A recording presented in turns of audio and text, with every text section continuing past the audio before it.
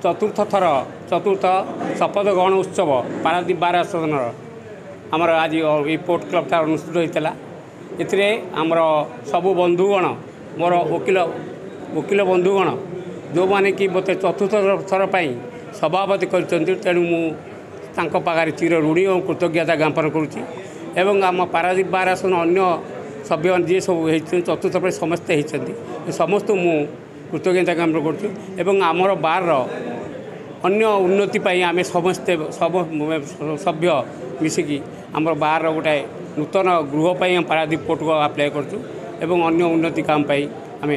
आगे आगे social Paradip social काम भी करूँ आशा रखुँ। आज बैठक आमर ओडिशा स्टेट बार काउंसिल नियमानुजाई प्रत्येक वर्ष निर्वाचन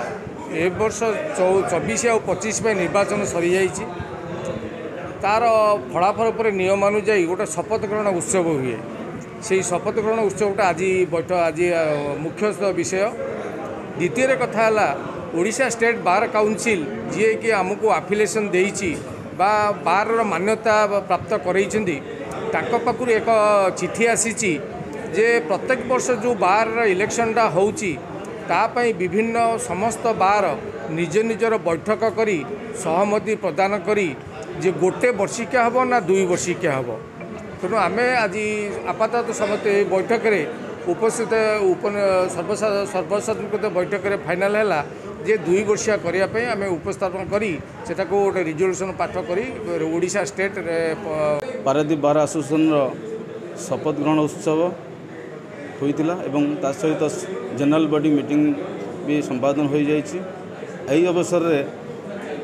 पारादीप बार एसोसिएशन किपरि भाव में उन्नति हो पार पारादीप बार एसोसिएशन समस्त वकिल माने किपरि भाव में समृद्धि हेबे से पारादीप रे एक गृहर कार्यालय आवश्यकता थिबारु आज कार्यालय विषय निष्पत्ति ग्रहण करागला एवं एठारे प्रैक्टिस करथुवा समस्त भाई माने किपरि भाव में समृद्धशील हो पारे आमर जो राज्य सरकार जो प्रस्ताव थिला एठारे एक कोर्ट प्रतिष्ठा हवा पाई ताहा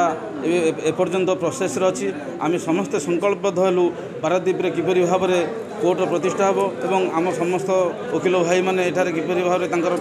प्रोफेशन को आगू नहीं पारे ता प्रति समस्त संकल्पबद्ध भाव आज निष्पत्ति ग्रहण करागला। तत्सहित समाज रे शेष भाग रोउतिबा जो साधारण वर्ग जो गरीब लोक माने किपरि भाव में न्याय सेवा पाइबे न्यायिक सेवा पाइबे ता प्रति आम समस्त वकिल भाई माने आम शपथ ग्रहण कलु समस्ते समाज शेष भाग रोउतिबा लोक मान सेवा करने आम बद्धपरिकर हलु एवं समस्त को सेवा प्रदान करिया आमर जो उद्देश्य थिला आम समस्ते आगामी दिन ये कार्यक्रम को